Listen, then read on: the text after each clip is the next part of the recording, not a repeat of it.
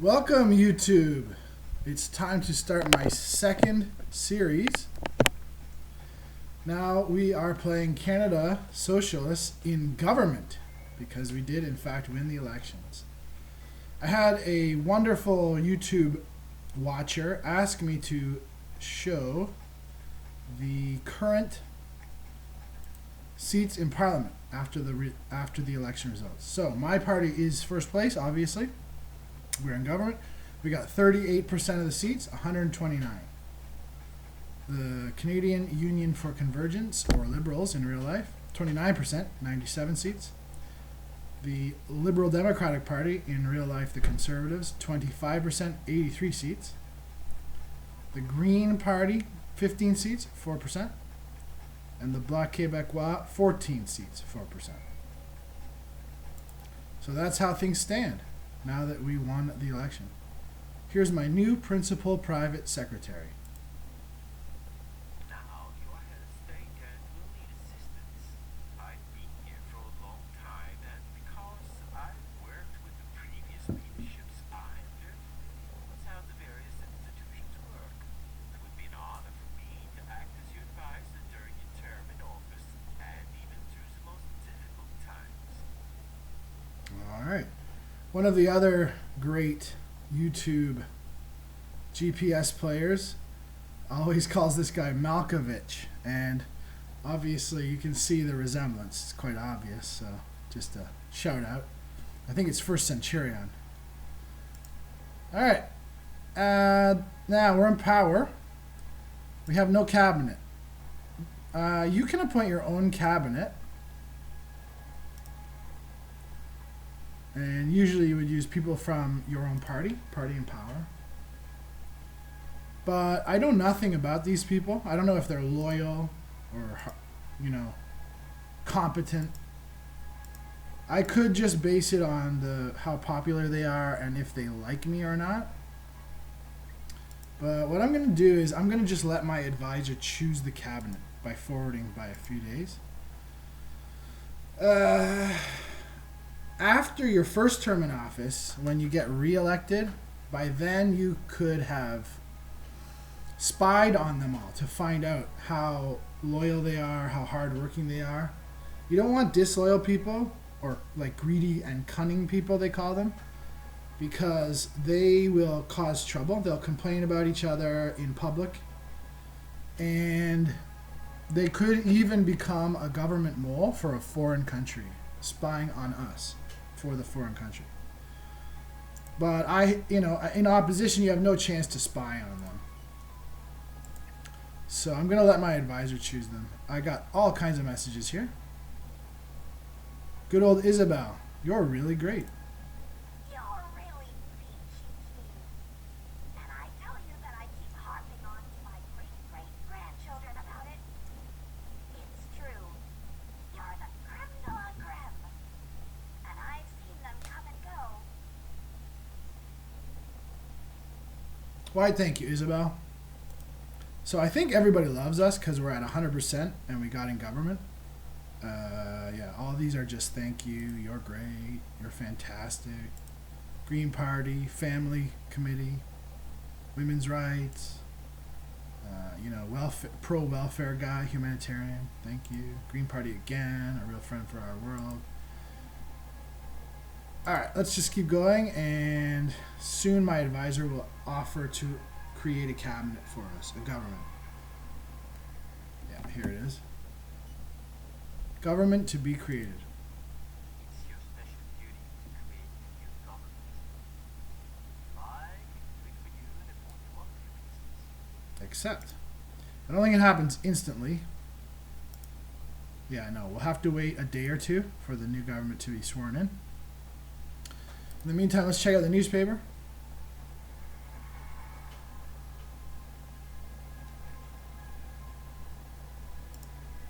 No domestic news, so there's nothing I can do about international news yet because I don't have a cabinet. So I'm just going to close it. In the future, I will look at the newspaper and I will care about what's happening in other countries because there's actions I can take. But for now, let's just keep going forward until we get a government. Has it been created yet? Yeah, let's go forward one more day. It usually only takes like 1 to 3 days, I think, to create a government.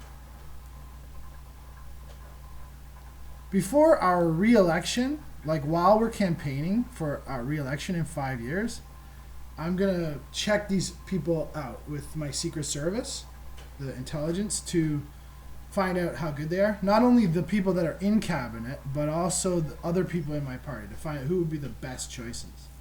So you can see he's already filled the cabinet now.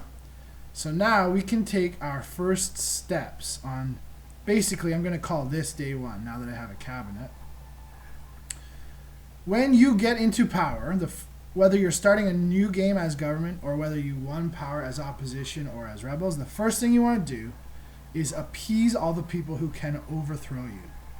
In a multi-party democracy like Canada, that's basically just the chief of the army and the head of the intelligence service. In a one-party authoritarian system, it could also be your own party leader. So let's check out. Does he like us? Oh, he likes us pretty good. I want to get that up even higher to the fullest happiness, the big green smile.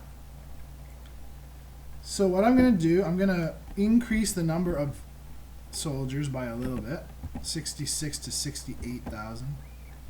I'm going to increase the commandos a little bit, 210 to 230. And I'm going to increase the army salary to 3,700. That was actually one of my campaign promises. So I'm already going to fulfill one of my promises right now. And we're going to meet him tomorrow. Why not? And while I'm here, I'll schedule a meeting with the head of security. Also likes us a fair amount, but I'm going to make him like us even more.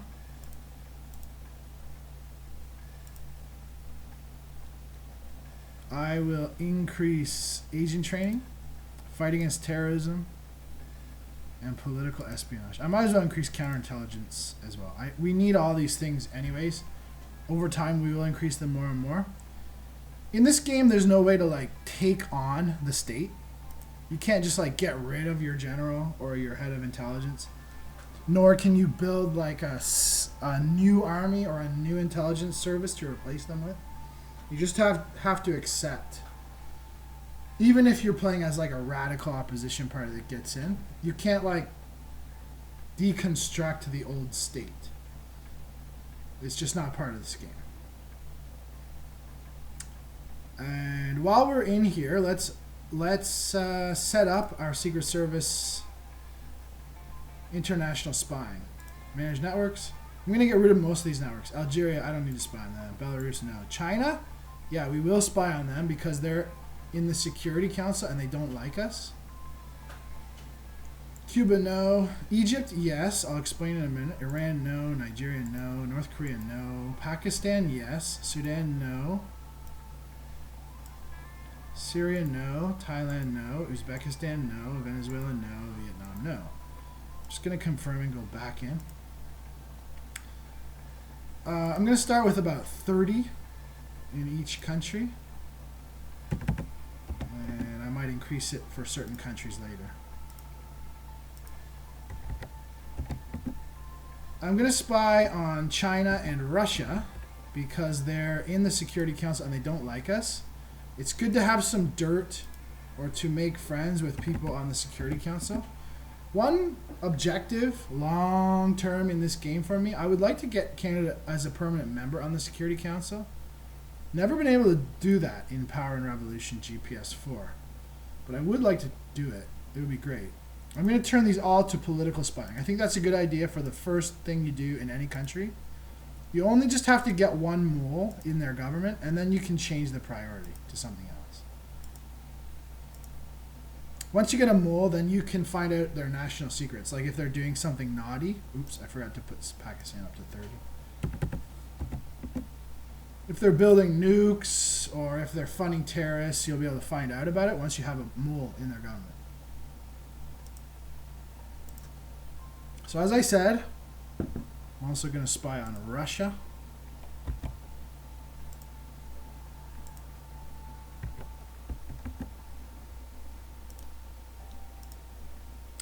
And I like to spy on the like countries that I consider troublemakers in like Salafist version of Islam, the really head chopping, violent, theocratic kind of Islam.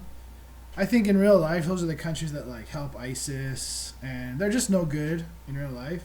Unfortunately, most Western countries today are helping those countries, but now we're kind of gonna, as I said, I'm gonna play a kind of left socialist, more radical, really democratic, and I'm gonna oppose that kind of thing. So Egypt, Pakistan, of course, Saudi Arabia. They're probably like the ringleaders of the whole thing.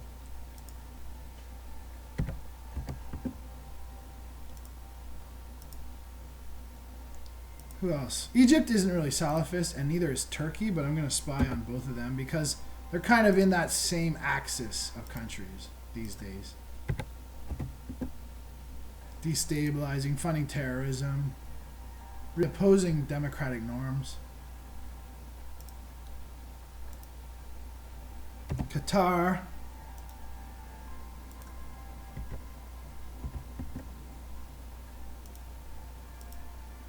I'm not like anti-Islam or anti-Muslim, but I am against those kind of conservative, Sunni, pro-ISIS kind of regimes.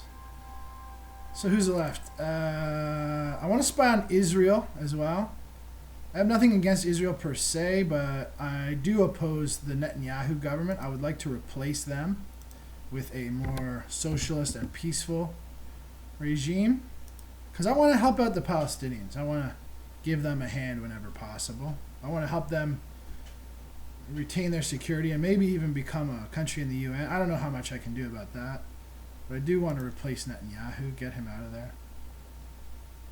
How many more do I have? 27. Okay, so that's enough for now, I think.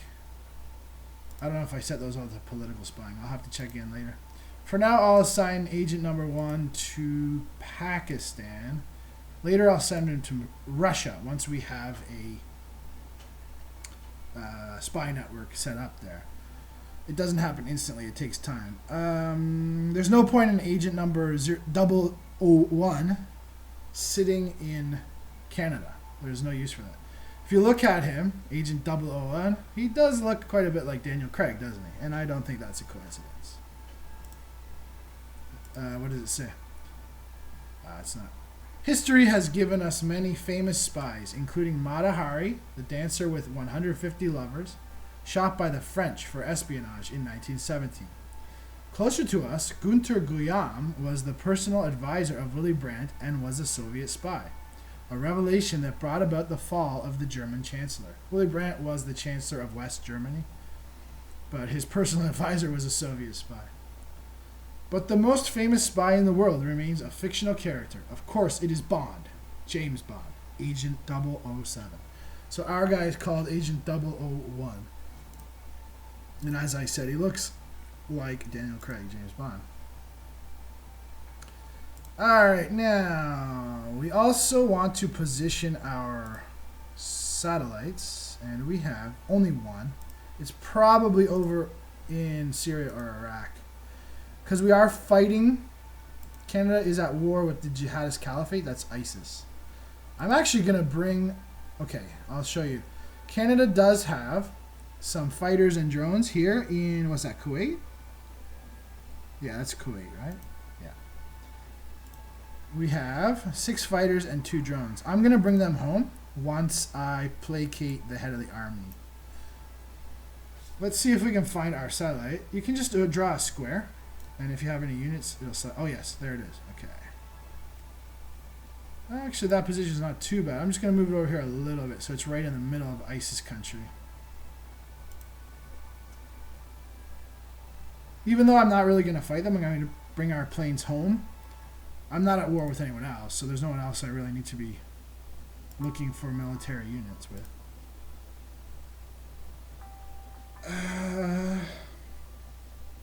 What else do I need to do on day 1? That might be about it.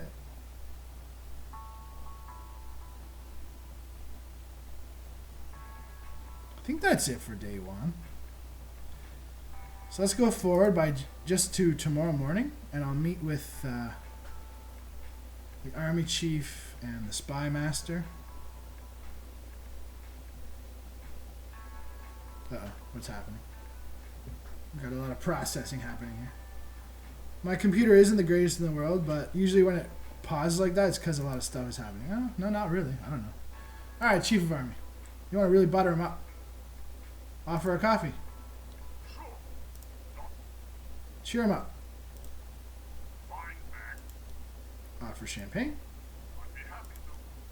You're really the best, Thomas. Does he like us?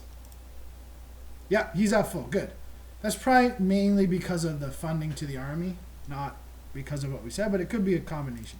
So that's enough. We'll end the meeting. Meet the spy master. Whoa, here come all the messages. All right, the spy master's happy with us.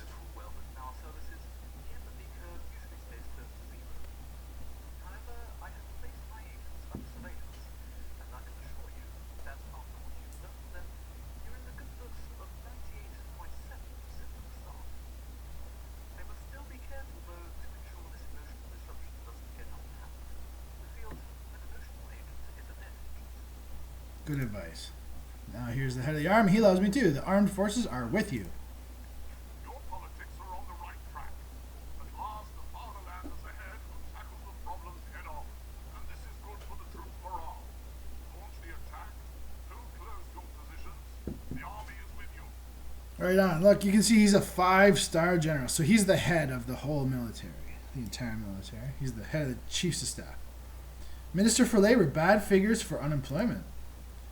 Prime Minister, the latest figures point to an alarming change in the unemployment that affects 7.63% of the active population. All right, don't worry, Edgar. I'm on it. I'm going to get that down. Here is my meeting with the head of intelligence. He already loves us, but we already scheduled a meeting. Offer coffee. Cheer him up. Offer champagne. I'd be happy to. You are really the best. You really are the best. And yeah, he loves me. Okay, so now we can act. Now that the state bodies love us, we don't have to worry about getting overthrown. I think the first thing I'm going to do, I'm going to do two things. I'm going to go to justice and create an amnesty. The big one. Amnesty, whose Greek root means to forget, is a public law concept. An amnesty often takes place when a new leader comes to power. It cancels the prosecutions delivered by his or her predecessor. Sentences of less than 3 months. This is kind of just a FU to the previous government. Like, I don't consider you guys very democratic. He took a lot of anti-democratic actions. So I'm going to let some, small-time crooks and people who got caught smoking marijuana out of jail. The other thing I want to do, usually I only like to do one thing per month, but in this game, I find that there are often riots in the first week or two of power, and it seems to me that opening the integration policy gets rid of them. So I'm just going to do that right now. Because the sooner the law passes, the less likely we are to have riots. It will take a few weeks to pass. We might have riots in the meantime anyways. An integration policy aims to help foreigners settling in a country to integrate into their new society. The public authorities can make it more or less flexible. Immigrants can benefit from the same treatment as the citizens of the country, and different responsibilities can be imposed in exchange, such as learning the national language.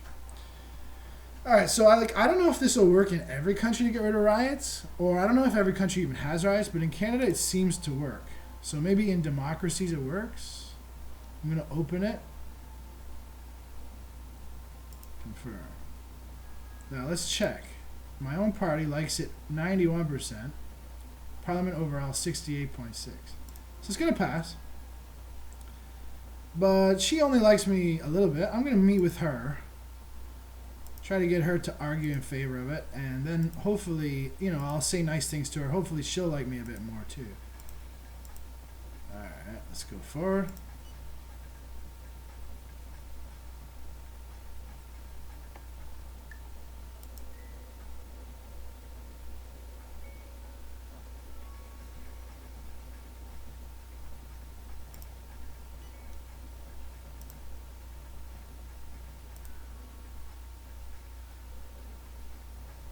Offer coffee. No thanks. Compliment. Your militants can be proud of their leader. It's very kind of Champagne. you. Do you think it's Ooh, she's depressed or something. Sorry, I skipped it. It said, do you think it's reasonable? I'm at rock bottom right now. Usually they only say that when they're like depressed or something. Alright, she likes me, so tell her she's charming. you're gonna make me blush? Ah, she likes it. So I could ask her to be my mistress. I'm not going to do that. I'm going to stay faithful to my wife. And ask her to vote encouraged to support this law, the No integration problem. policy. That's what I was. Ah, speaking of which, on the first few days, it's good to meet with your family and friends, just like it was in opposition. So I'll meet with my new wife. The wife, your family and friends change when you start an opposition and win party.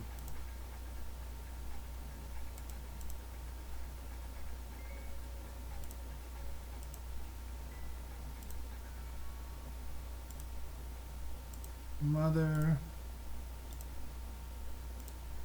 father, gentleman, and my friend. Alright, wife, doctor, mother, father, friend. One thing I want to do right away, I'm going to offer peace to the jihadist caliphate. Send. You know, I'm no fan of ISIS. Obviously, I hate them, and that's why I'm setting up my spy networks the way I am. But I don't want to fight wars. I want to bring our troops home, and their job is just going to be to defend Canada. That's going to be their only job. Alright, let's have these meetings with family and friends. As I said in the last playthrough as opposition, I think the more often you meet these people, the more loyal they will be and the less scandals they will cause. Especially the spouse. You're the most beautiful woman in the world, darling. I like it when you're intense. Offer to make love. Sorry, darling. I still have lots of cloth and stuff to buy or do today. New wife, same message. So, now that we're in power, we have a couple more options. We can encourage her to be more discreet. If she starts blabbing and blabbing and blabbing in the newspaper, we can ask her to zip it. And you can even divorce her, but I'm not going to do that. She likes me. I can get that up a bit more if I meet her more often. Now, the doctor. Wow. Alright, same as at the end of the opposition. Nice. For just a I don't know if that means I'm actually not in good health, or if it's just up to the doctor's personality, or what. But maybe if I meet him more often, it will increase my health. Each character does have a health rating, and it's important. What does the terrorist jerk leader of ISIS have to say? He canceled it. He doesn't want peace. That seems absurd, as if the leader of ISIS wouldn't want us to stop bombing him if we offered. But I'm going to bring our guys home anyways. 6 fighters, 2 drones. Allocate. I'm going to bring them home. It will save us money too. Having any troops overseas or in foreign countries costs lots of money. So I'll just send them to the airbase nearest the capital. That's Kingston Air Base.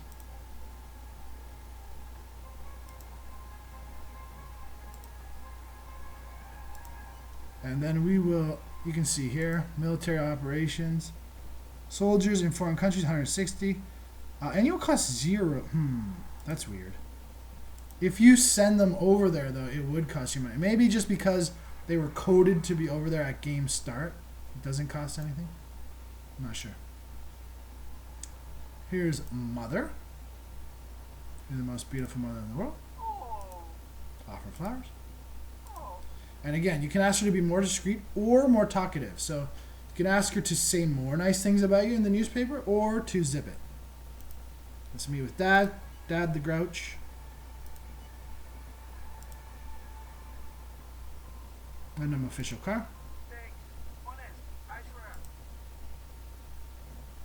Compliment. Jerk. Why don't you work instead of walking your both brother? See, he's a grouch. Give him his pills. Leave me alone with this poison. I'm as right as rain. Sure. And reduce your gambling, old man. Yeah. Yeah, yeah. I think we've said enough for today, so I'm going to leave you. And just the friend is left, right?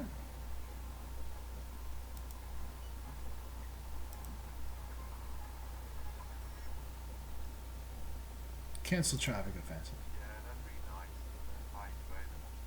But getting my work done aside, that's expensive, but it takes a while. Ask him about market trends. Look at this sector. Everything that's going on with it. I love it. Yeah, this is actually the biggest sector in the Canadian economy. I can show you right here. Utility vehicle construction, main production. 14% of all production in Canada. Encourage him to limit his scheming. Oh, I'm not doing anything wrong. Just a few little deals here and there. He likes me. Alright, we're at 27 minutes almost, so that's going to be it for this first episode of Canadian Socialists in Power. Please tune in next time, and please like this video and subscribe. I'm really trying to grow the channel. Thank you for watching. Please comment, ask me questions, give me suggestions. Thank you very much for watching. See you next time. Bye-bye.